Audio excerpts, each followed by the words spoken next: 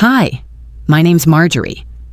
I'm 67 years old, and last spring, I opened my credit card statement to find $47 $500 missing, a 5-star resort in Bali, diamonds, spa packages. It was all real, and my daughter was the one who spent it. She didn't just steal from me, she planned it, lied to my doctors, changed my locks, tried to sell the house I built my whole life in, the hardest part. She smiled through every step, and I let her because I thought silence meant love. But how do you fight back when your own child is the one slowly erasing you? Would you have seen it coming? I was folding the electricity bill in half when I saw the envelope from the bank white, crisp, and heavier than usual. I set down my mug, wiped my hands on my jeans, and opened it like I had done for decades. My eyes drifted lazily to the numbers, but then they stopped. Dead stop, $47 or $500. I blinked. There had to be some mistake. The charge appeared under a list of transactions from something called the Banyan Tree Spa and Villas in Bali. Then came others, a diamond purchase from a luxury jeweler, a high-end wellness package, and first-class flights. I flipped the paper over, checked the last 4 digits on the card. It was mine, not a shared account, not a mistake. Mine. But I hadn't been to Bali. I hadn't flown anywhere. I hadn't left Houston in months, unless you counted church on Sunday and the grocery store on Tuesdays. I stared at the bill for so long the numbers began to blur. Sunlight poured through the kitchen windows, warming the same chair I sat in every morning since Howard died 3 years ago. I touched the edge of the paper. My hands didn't feel real. Had I authorized this? Was this me? No. It couldn't be. I was reaching for my phone when it buzzed. A text from Callista lit up my screen like a bomb. Bali is heaven. Thanks for the sparkle.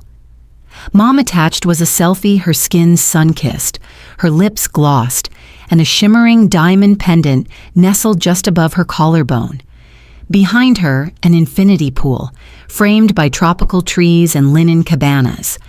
My mouth went dry. My daughter. My only child. She was smiling with perfect teeth and perfect lighting. Everything about the photo was curated to look effortless, expensive, joyful. I set the phone down carefully, like it might catch fire. My palms had started to sweat. My breath felt tight in my chest. My head couldn't catch up with my heart. Did I say she could use the card had I offered? I combed through my memory. The past few weeks, trying to find some instance, any instance where I might have said something like, "Go ahead, treat yourself." But nothing surfaced. Nothing but the quiet echo of a dinner. A hug. A smile that now felt too sweet. I scrolled through Callista's Instagram to look for signs, anything that would place her in Bali before today. And there it was. Champagne flutes against sunset skies. A caption that read, "Chasing Joy, Bali Bliss." A slow-motion video of her spinning in a silk dress on a wooden balcony. My heart cracked a little. A few nights ago, we'd had dinner at my place. She'd worn that same dress. After clearing the dishes, she'd hugged me longer than usual, patting my back gently. I remembered feeling comforted by it, touched by the affection. I replayed that moment now. Her bag was slung over her shoulder. My purse sat unattended on the hallway bench. I had gone to the sink, rinsing glasses while humming something from the radio. I hadn't been watching. Why would I? She was my daughter. Or at least, I thought she still was. I wandered into Howard's study, though I'd turned it into a quiet reading room after he passed. His desk was still there, the one we picked out in 1984 when his firm promoted him to partner. I ran my fingers along the edge. Dust lingered. I sat down slowly. I had given Callista everything I could after Howard died. Love. Support. A place to land when the world felt too hard. I forgave her when she missed holidays. I bit my tongue when she dismissed my stories. I even accepted when she started speaking to me like I was a little bit slow, always repeating herself, always ending every sentence with, "You remember, right?" I'd never wanted to be a burden. I just wanted to be needed. I stared at the envelope again. I didn't need a lawyer to tell me something was wrong. I didn't need a doctor to check my memory. I had rules. Always have. One of them: never give out my credit card, not even to family. And I knew I hadn't broken that rule. I picked up the phone and dialed the number on the back of my credit card. The operator verified my name and ran through a list of charges. I scribbled notes on a sticky pad, trying to keep my voice steady. "Can you confirm the last transaction?" "Yes, ma'am," she said politely. "That would be a jewelry purchase at Saphira Diamonds in Bali. $18,300, posted at 11:14 local time yesterday." My hand gripped the phone tighter. "Where was the card used?" I asked, even though I knew, in person, swipe transaction. I looked over at my purse sitting just 3 feet away on the counter. I opened it, pulled out my wallet, and stared at the card nestled inside. It hadn't left my sight, but someone had used it. The morning after the statement arrived, I woke up earlier than usual, the unease from the day before lingering like the last note of a sour song. I sat on the edge of the bed, rubbing the heel of my hand against my chest. There was something I couldn't name yet, but it was crawling under my skin. I reached for my phone and texted Callista. "Me, hi, honey. Quick question, did I tell you to use my credit card?" She replied almost immediately, "Callista, of course you did. Remember, you told me to treat myself sometime." Then she sent a screenshot of a text, one supposedly from me, dated a few weeks ago. It read, "Go on, baby girl. Treat yourself. Use my card if you want. Love you." The font was off. I don't use pet names like baby girl. I always punctuate. My texts are tidy, like me. Something in me flinched. I opened our old text thread and scrolled back, line by line. Nothing. No message like that anywhere. Either she faked the screenshot or she deleted my half of the conversation. Either way, it wasn't real. That's when I knew I wasn't imagining things. I stood in my kitchen, the familiar hum of the refrigerator grounding me. I pulled open the side drawer where I kept old receipts, old statements, evidence of ordinary life. I shuffled through the paper trail, comparing charges, timelines, details. No other large purchases stood out, nothing unexplainable, until Bali. I walked over to the hall table and looked at my purse. I didn't need to open it. I already knew where the theft happened. Last Sunday, after dinner, when she hugged me and said, "Let me help you clean up." She'd brushed my shoulder, lingered at the door longer than usual. That hug, I had believed it. I'd leaned into it, and now it made my stomach twist. I walked to the living room and tapped a small black button on the wall. The security camera blinked to life. I fast-forwarded through hours of footage, stopping at Sunday evening. There we were, me washing dishes, Callista drying, laughing, almost like old times. And then I saw it. She turned to the hallway table. Her hand hovered near my purse. I paused the footage. Her fingers slipped in, withdrew quickly. She tucked something into her own handbag before returning to me with a smile. There it was, clear as day, pixelated but undeniable. Not an accident, not confusion, not me forgetting. She stole it. I stared at the frozen frame on the screen. My daughter. The word no longer sat comfortably in my mouth. I sank into Howard's old chair and let the silence sit. The room held a faint smell of cedar and dust, and behind it, something else, sorrow maybe, or the ghost of what trust used to feel like. I thought back over every small kindness Callista had ever offered, the compliments she gave when friends were watching, the way she'd call me adorable when I forgot the name of an actor, the last-minute birthday card with the wrong date. I'd held each one like a rare coin. Now, each memory rang hollow. It wasn't the card that broke me. It was what it symbolized, that every touch, every moment, every glance may have been bait. I reached for my notepad and started jotting. Dates, charges, places. I wasn't spiraling, I was documenting. I whispered aloud, I raised her better than this. But even as I said it, I felt the truth pressing in on me. I couldn't change what she did. I couldn't erase that footage. The fake text. The feeling in my gut that said this wasn't the first time. What I could do was protect what remained. I copied the footage to a flash drive and slipped it into a locked drawer. There would be no confrontation. Not yet. I had built too many things in silence: our home, my savings, my recovery from grief, to let chaos speak first. Now it was my turn to stay quiet, but not still. I thought sharing the truth would bring relief. That morning at brunch, I leaned in toward my cousin Darlene, lowering my voice so only she could hear. She was always the sensible one, the one who'd whispered, "Don't mind them," into my ear when the rest of the family rolled their eyes at my stories.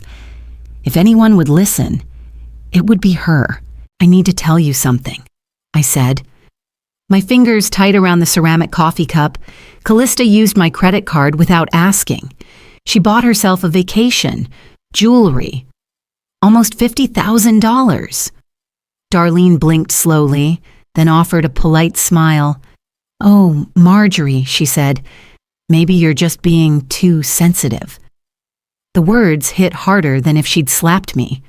Too sensitive, like I was reacting to a joke, a mood swing, not a betrayal. I tried again. "I have the receipt." She forged a text message. I saw her on camera taking the card. She reached for her mimosa and gave a tight shrug. I'm sure she didn't mean anything by it. Maybe just a little confusion. I looked up and realized the whole table had gone silent. Forks paused mid-air. Napkins froze in laps. They weren't leaning in to support me. They were leaning away. No one met my eyes. I excused myself before dessert. That evening, after kicking off my shoes and changing into a worn flannel shirt, I sat down at the kitchen table and opened my phone. I wasn't in the family group chat anymore. Gone. Just gone. I typed the name of the thread in search. Nothing. I checked old screenshots from months ago, the Thanksgiving plan, the new baby shower invite, and my name was clearly there then. Now, nothing. I clicked on Callista's Instagram story, a photo of her lounging at a Bali spa, caption, "Her family time." My eyes stung. It wasn't the trip. It wasn't even the photo. It was the hashtag, family time. She didn't mean with me. She meant them. And she made sure I saw it. I spent the next morning cleaning out the cabinet under the stairs. I hadn't touched it since Howard passed mostly tax files, Christmas ornaments, and an old brown envelope with my name on it in my handwriting. Inside was my retirement budget journal. Pages of notes, handwritten goals, timelines, pension plans, grocery adjustments. I remembered writing in it the week after I left my job, every line a vow to stay independent.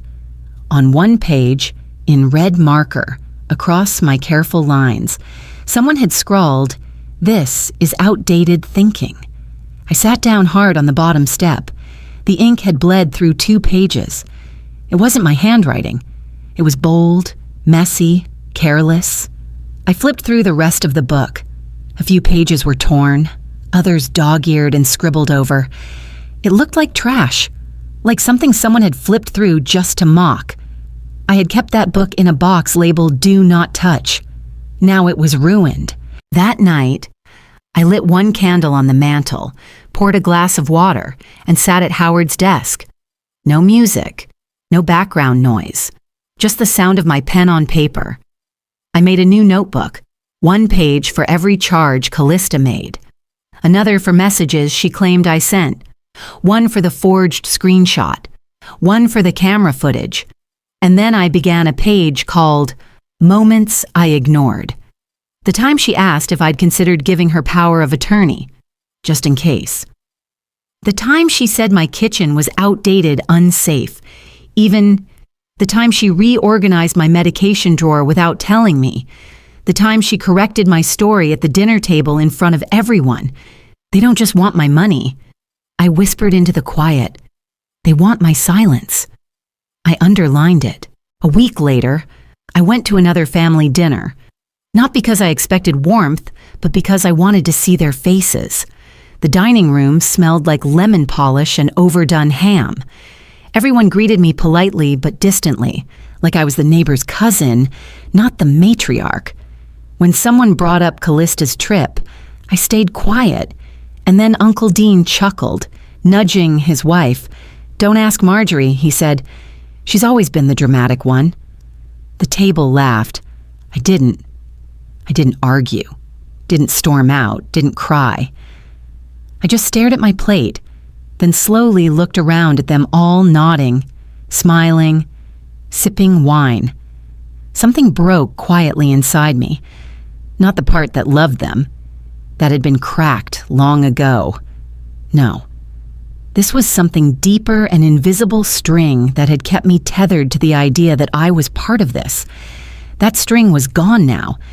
It started with a routine check, just a glance at my bank accounts to reassure myself that no other surprises were waiting. I had logged into my online dashboard 1,000 times before, but this time my heart ticked faster, like it already knew what I was about to find.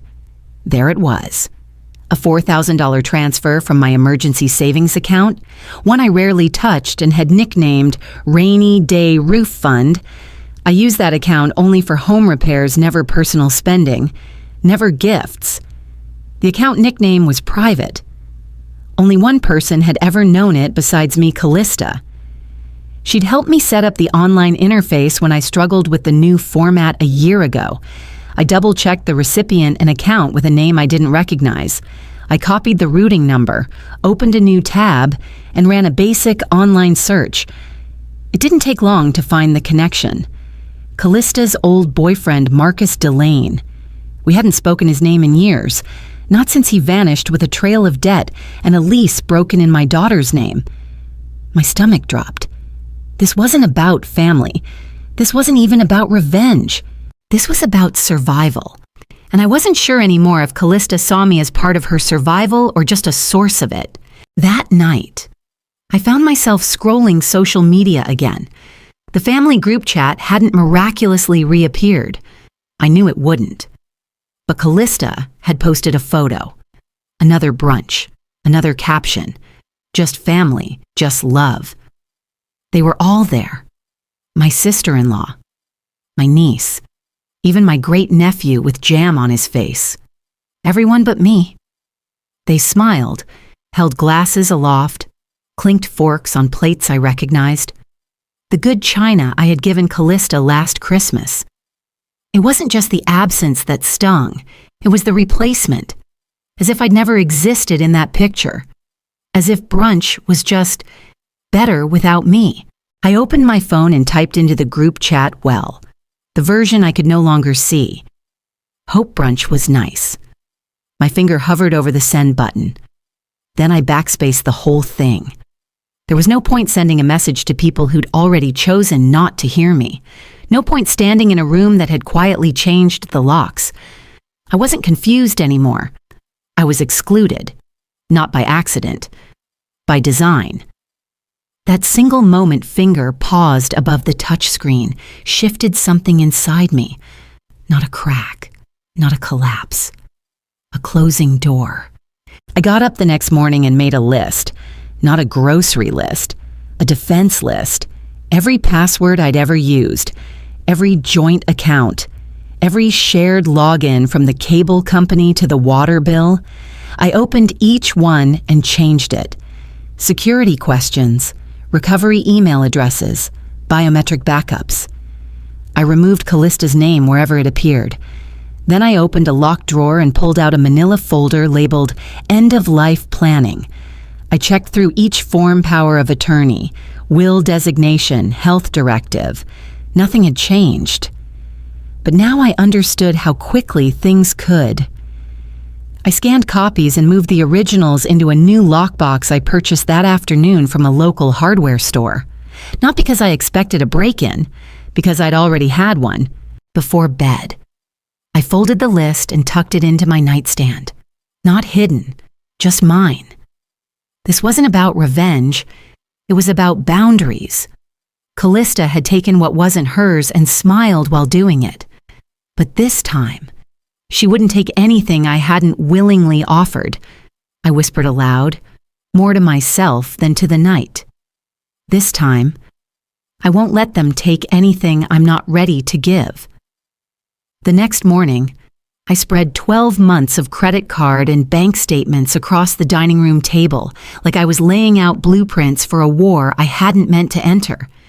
I grabbed a highlighter, took a steadying breath, and started scanning line by line.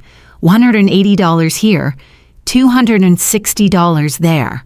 $1,000 dinner I didn't remember eating. Spa visits in the middle of work weeks.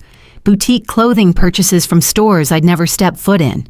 The dates aligned too perfectly. Each suspicious charge came just days after one of Callista's drop-ins. Those casual visits with hugs that lingered, and, "Mom, do you need help paying bills this month?" Questions that now tasted like strategy. I began highlighting them, my marker gliding across the paper with a new purpose. This wasn't carelessness, and it wasn't even a crime of passion. "She's been bleeding me slowly," I whispered to myself. And now, I was finally seeing the wound. I sat back and tried to remember all the times Callista had offered help. The kindness that, in retrospect, was wrapped in convenience and hidden motives. The first time she offered to set up automatic payments on my water bill, "Just so you don't forget, Mom." The time she insisted on organizing my online tax folder. "I know it's all confusing, I'll streamline it for you." At the time, I felt grateful, touched, even. Maybe this was her way of reconnecting after those distant years. Now I saw it differently. Those moments hadn't been acts of love. They'd been access points. And I'd handed them to her. 2 days later, I had a routine physical with Dr. Mason, the same physician Howard and I had trusted for 20 years. After he finished checking my vitals, the nurse stopped me at the door. "Oh, by the way," she said cheerfully, "Callista already asked for a copy of your medication changes. We emailed her the summary last week." I froze. What I asked? "She said you were forgetting to keep track," the nurse continued. "She's your listed family contact." "Right?" "No," I said slowly. I didn't list her. Back in my car, I opened the clinic's portal. I'd logged in hundreds of times, but this time I was greeted by a red notification, "Access restricted, authorized secondary guardian required." Secondary guardian. My stomach clenched. I had never, not once, given anyone legal authority over my medical decisions. I hadn't filled out a proxy form. I hadn't agreed to oversight, but somehow my daughter had. When I got home, I skipped lunch, ignored my ringing phone, and went straight to my office. I tried to reset the clinic portal password, denied. I clicked through the legal settings. There it was, bold and impersonal access limited due to cognitive monitoring directive. Assigned Callista Dunley, cognitive monitoring. Someone, likely Callista, had flagged me as mentally declining, and the system believed her. I wasn't just being managed, I was being replaced, not because I forgot to pay a bill, because someone decided that I was easier to control if I looked incapable. I opened the hallway closet and reached for the lockbox I hadn't touched in months. Howard had labeled it contingency in his blocky handwriting. Inside, printed copies of our wills, power of attorney documents, medical directives, everything that mattered. I reviewed each one carefully. My signature was still there. No updates, no handovers. That gave me some peace. But peace without protection wasn't enough anymore. I scanned the documents and saved them onto a flash drive. Then I backed them up to a secure cloud folder I'd created just last week. I printed fresh copies and placed them in a new folder labeled Reaffirmed 2025. This wasn't just about fraud now. It was about control, about autonomy, about not letting someone narrate your story while you were still alive to write it yourself. I closed the folder, sat back in my chair, and stared at the lamp in the corner, the one Howard bought me on our anniversary, the year Callista went off to college. He used to say I had better instincts than anyone he knew. It was time I trusted them.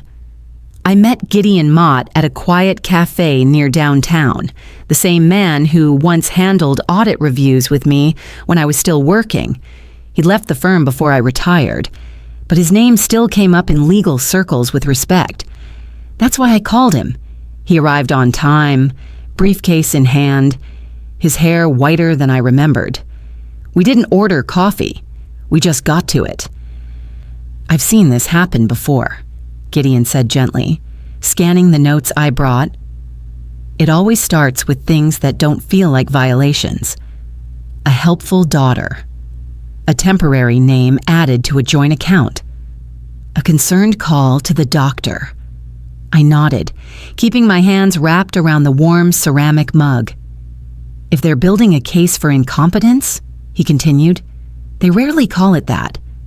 But the pattern's the same. Reduce your autonomy on paper first, then use that to take over legally." I stared at him, heart thudding. "What do I do?" "Preempt it. Update everything. Wills, medical directives, financial powers. Remove her name. Refile them officially. Revoke anything she may have leveraged." His voice was steady. Mine, for the first time in days, matched it. Back home. I opened the mailbox and paused. 3 new letters sat inside.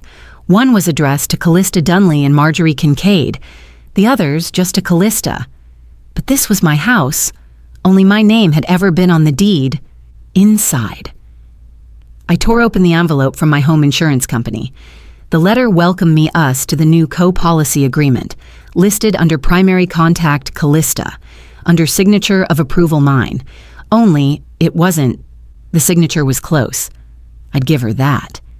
But she forgot one thing I always cross my T's like a check mark, not a dash.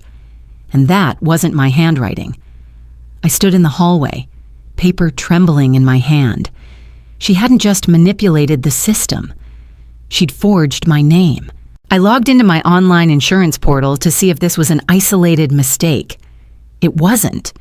There was an updated life insurance policy on file, last revised 2 months ago. New emergency contact Callista. New partial beneficiary Callista.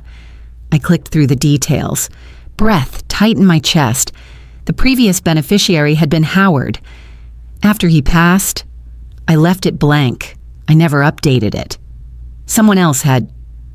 My fingers hovered over the mouse as I searched my memory, certain that I'd never touched that form. It had been hijacked quietly, efficiently, like someone walking into your home and rearranging the furniture while you slept. And worse, no one questioned it. I printed everything I could find. Bank documents, insurance changes, the home policy revision. I opened Howard's old steel filing cabinet in the study, the one with the squeaky drawer that always stuck halfway.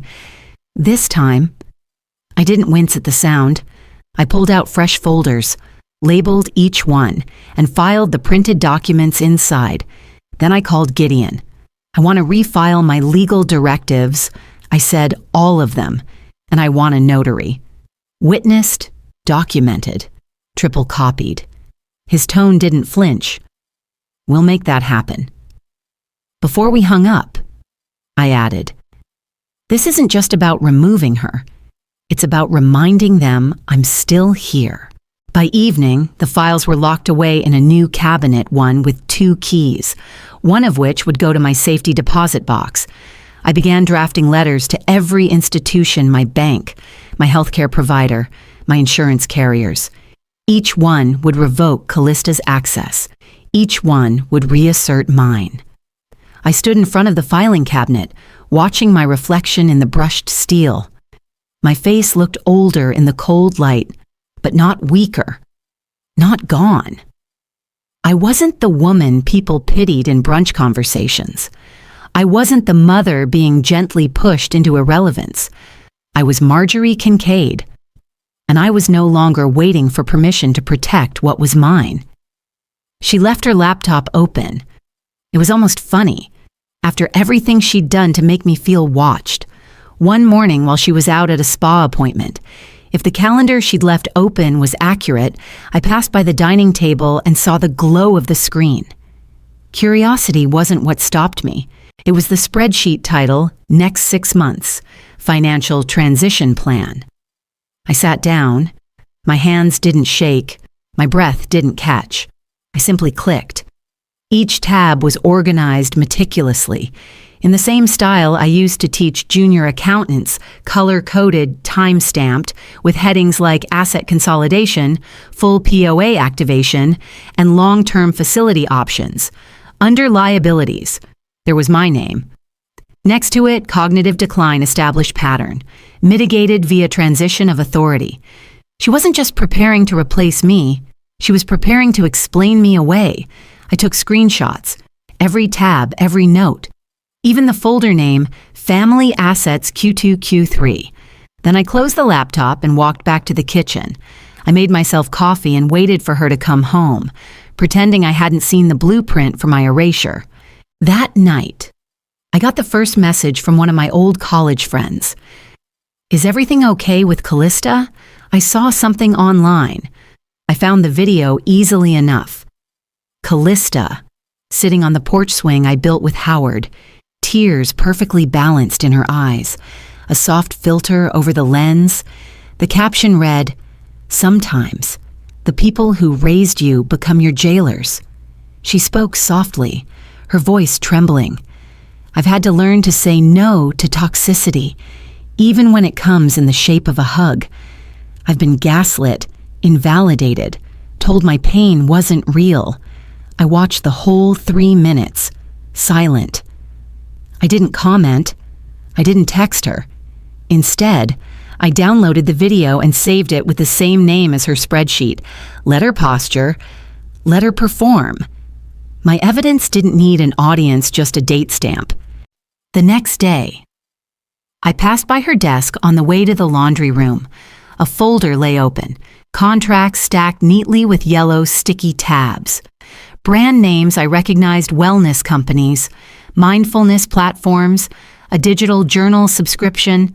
Phrases jumped out at me: campaign generational healing, target women reclaiming autonomy, key message: you can't heal in the place that broke you.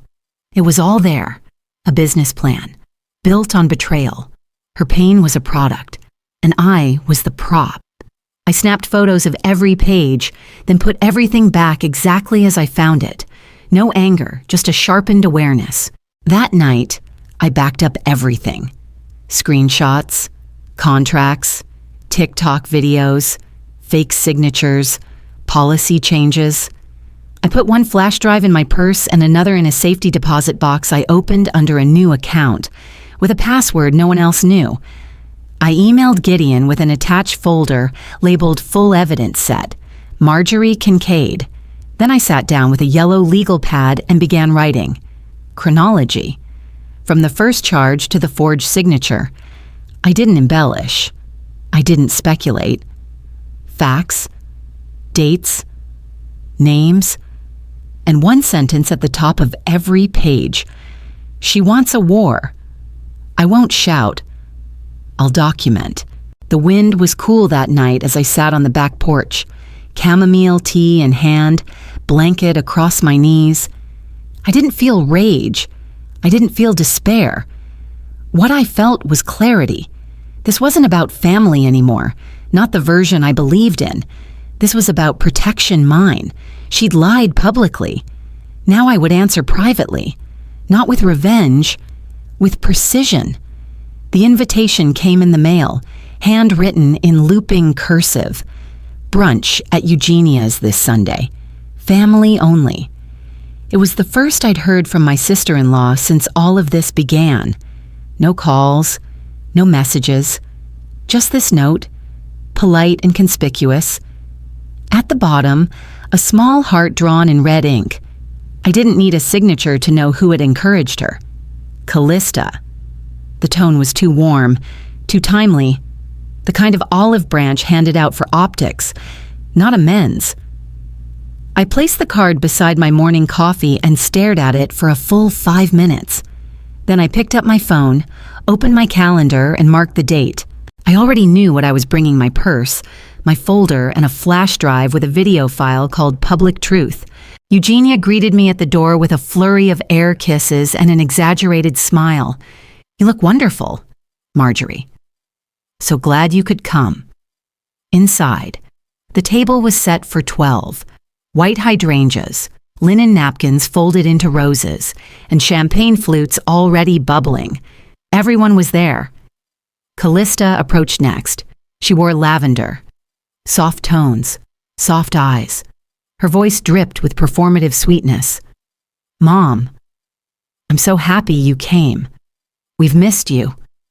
A camera clicked. Someone across the room took a photo. I nodded, returned the embrace briefly, and sat down. My folder rested neatly on my lap beneath the table. As brunch unfolded, Callista regaled the table with stories of Bali, of the importance of respecting generational differences, of healing from outdated narratives. I didn't interrupt. Her words weren't designed to provoke. They were weapons crafted from politeness, sharp and invisible. But I had come prepared. After the plates had been cleared and dessert set down, Eugenia stood. "We haven't had a gathering like this in ages," she said, beaming. "And Marjorie, would you like to say a few words about legacy, about family?" I stood slowly, folded my napkin, and reached into my bag. Instead of raising a glass, I opened the folder. I brought something from Howard's estate. I said evenly, "His original will." Several faces shifted. Callista blinked but kept her smile. I read aloud, "In the event that any descendant is found to have knowingly manipulated financial assets, falsified legal documents, or acted with intent to coerce, they shall be removed from all inheritance designations, effective immediately." A gasp near the end of the table. I let the silence hang in the air for 3 full seconds. Then I closed the folder and looked at Callista. "Mom, this isn't the time she began yet, but I was already speaking. Callista forged my signature on our home insurance documents. She added herself as a beneficiary to my life insurance policy without my consent. She contacted my physician and had my access to medical records blocked. I took out my phone. This," I said, holding it up, "is a video she posted 2 weeks ago." I tapped play. Her face filled the screen. "Sometimes the people who raised you become your jailers," she said, her voice trembling, her tears, her camera angle, her carefully staged victimhood. I turned the phone to face the room, volume loud enough to pierce through the clinking of dessert forks. No one laughed now. I looked each of them in the eye. I didn't raise my voice. I didn't cry. "This is who you've been trusting," I said. "This is who you've been protecting." No one stopped me as I gathered my purse and slid the folder back inside. No one reached for my arm. No one told me to calm down or sit down or stay for coffee. I turned to Eugenia, who was now clutching her pearls, mouth slightly open. "Thank you for brunch," I said. Truly. And then I walked out the front door. My steps didn't falter. My shoulders didn't slump. For the first time in months, I felt like the matriarch of this family again, not a relic, not a burden, not a whispered topic in someone else's story. They had seen the mask crack. Now, they would have to decide what to do with the truth.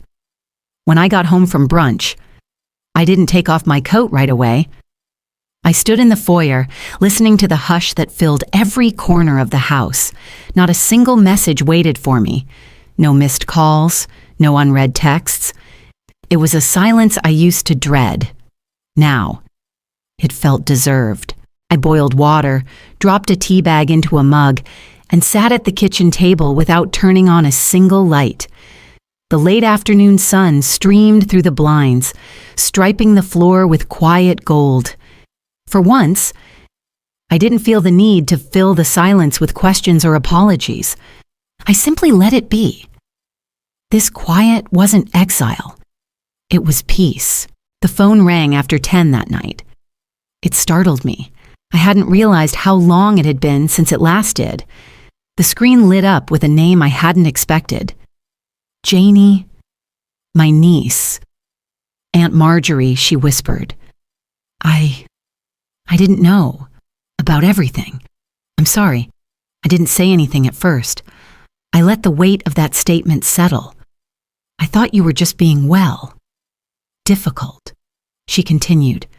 But after today, the video, the papers. There was a beat of silence. She left right after you did.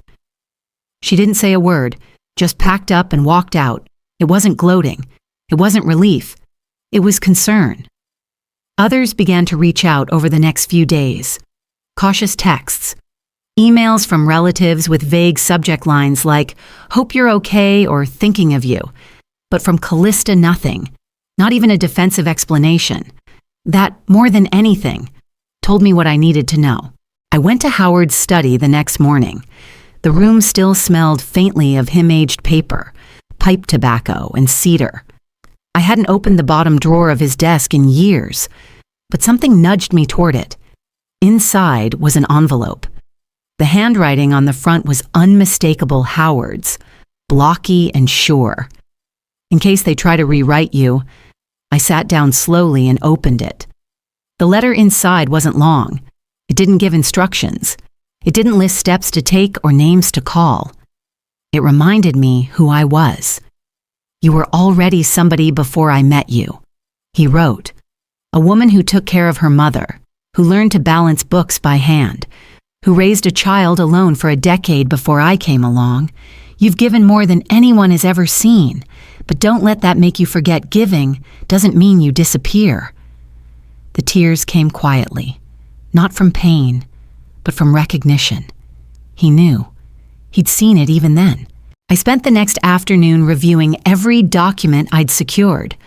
The will, the directives, the logs. And then I finalized the changes, removed every remaining signature that wasn't mine, refiled every power of attorney, removed her name from every backup contact list, reset every digital password. Then I called a real estate agent, not because I was ready to leave, but because I wanted the choice. I was done living like my life had already been decided. It was time to open a new door, even if just a crack. That night, I stood in front of the mirror, not for vanity, not even for reassurance, just to look. 67 years stared back at me, wrinkles formed by laughter and loss and holding too much in for too long. The silver in my hair had grown in fully now. My eyes were still sharp, if softer at the corners. I didn't see defeat. I saw survival. I touched the glass and whispered, "They didn't take me. They just reminded me who I've always been." And that was enough for now. The call came just before breakfast. I was slicing an orange when the phone rang. Gideon Mott's name lit up on the screen. My hand stilled. "Marjorie," he said, "you're going to want to sit down for this." He'd found it. A notarized duplicate copy of Howard's original will. Dated, signed. Filed in the county archives a month before his cancer returned. The original clause remained untouched. Any descendant guilty of financial misconduct would be excluded from inheritance.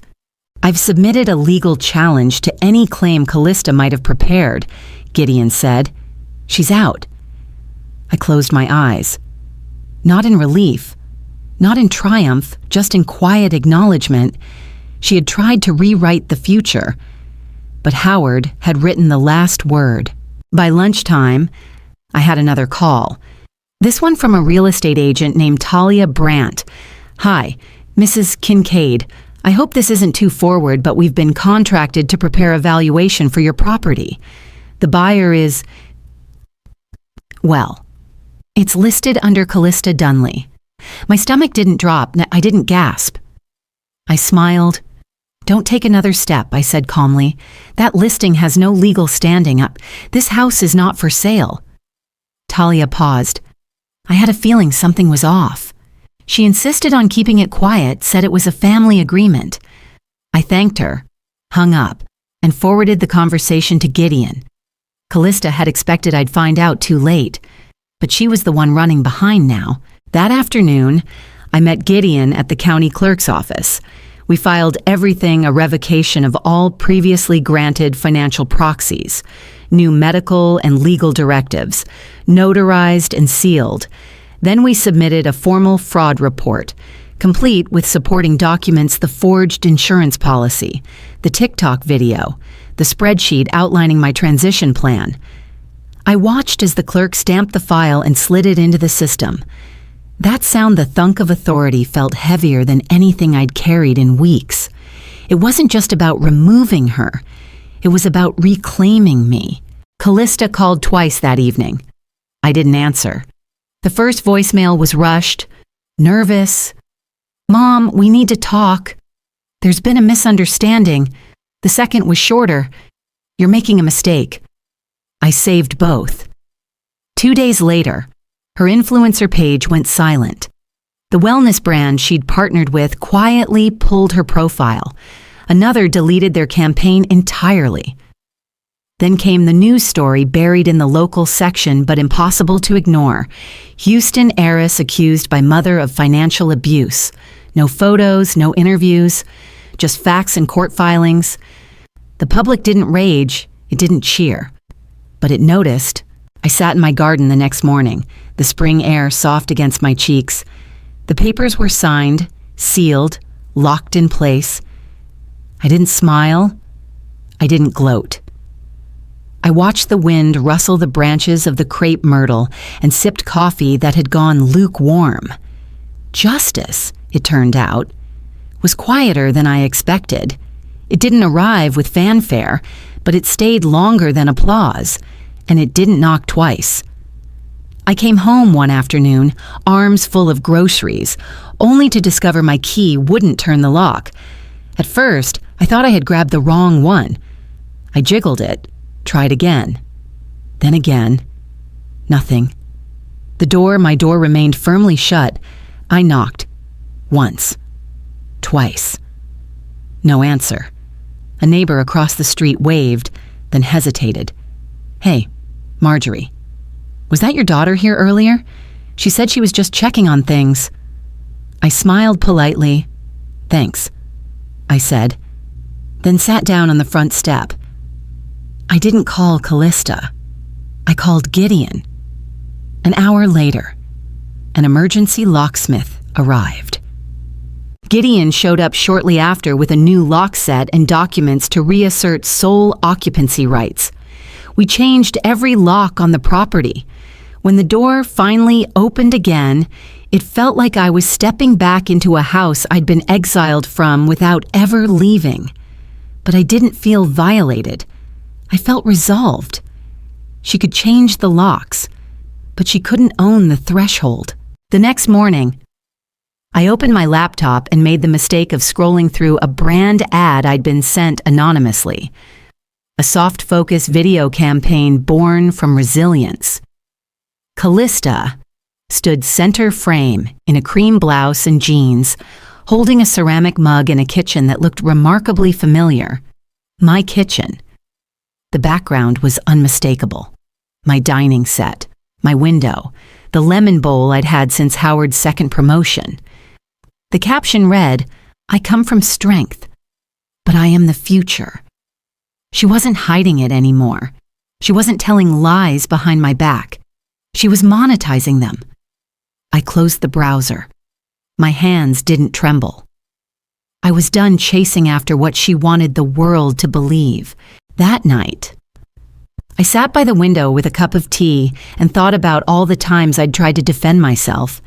I remembered every awkward family dinner where I'd offered explanations, every holiday when I'd smiled too tightly, trying to preserve the peace, every whispered comment I'd let go unchallenged. I had spent years trying to correct the record, but some people don't want the truth. They want their version to win. I pulled out a notepad and wrote, "You don't get to write me out." Then I crossed it out. Then I wrote it again. I drafted a letter to Callista.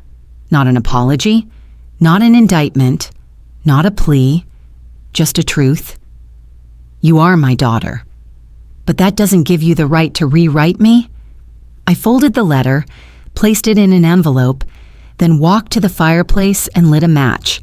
The paper curled and blackened, its edges glowing orange for a brief second before disappearing. I watched the smoke rise, not with sadness, but with strange relief. It wasn't a goodbye. It was a boundary.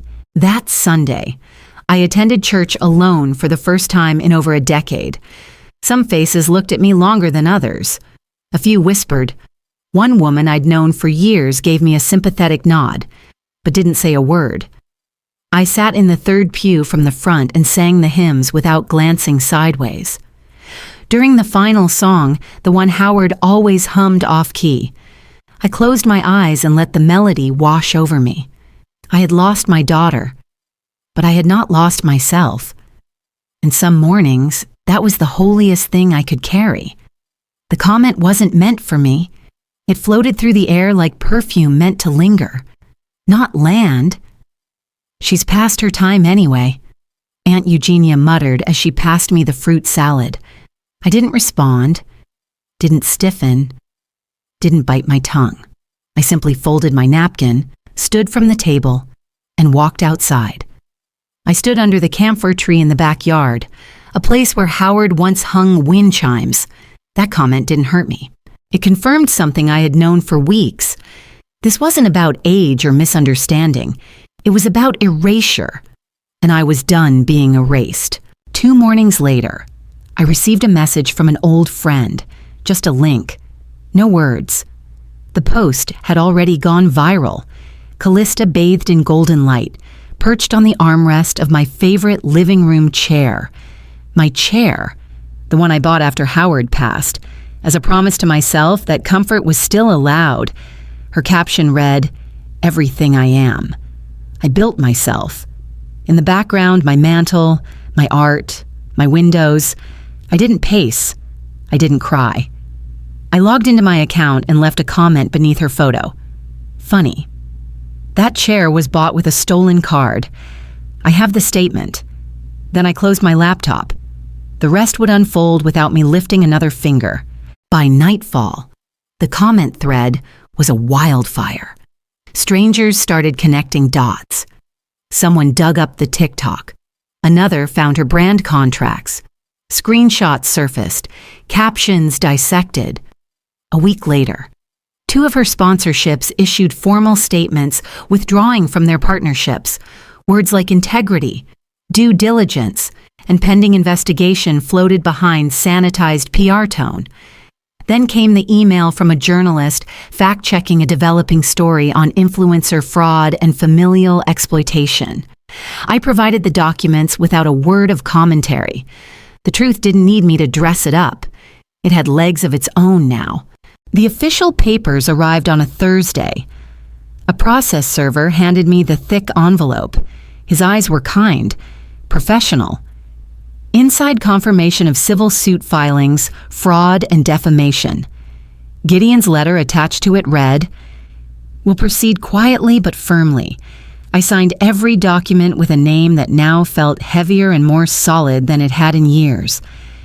Marjorie Elaine Kincaid. No addendums, no footnotes, no shared authority, just me.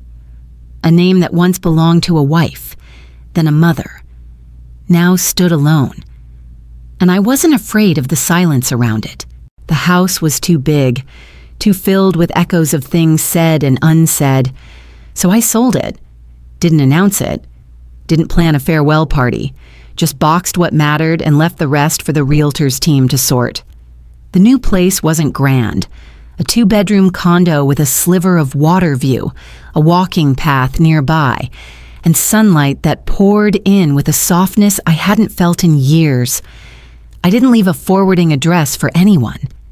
That final morning, I placed one last item in my moving box, a framed photo of Howard and me, taken at our first apartment, before life became complicated with paperwork and mortgages and disappointments. Then I looked around, took a breath, and whispered aloud, "You can't rewrite me. Not while I'm still holding the pen." And I closed the door. If there's one truth I've learned through all of this, it's that silence can be both your cage and your sword. I spent years believing that keeping the peace was love, that shrinking myself meant preserving family. But sometimes, protecting your dignity means standing alone. And that's not weakness. That's survival. That's wisdom. So, to those of you watching who've ever been made to question your worth, don't wait for permission to protect yourself. Your story matters. Your name matters. And you are not too old, too forgotten, or too late to take it all back. Now I'd love to hear from you. Have you ever been pushed aside in your own story? Have you been forced to fight for your voice when others tried to take it? Let's talk about it in the comments because these stories deserve space.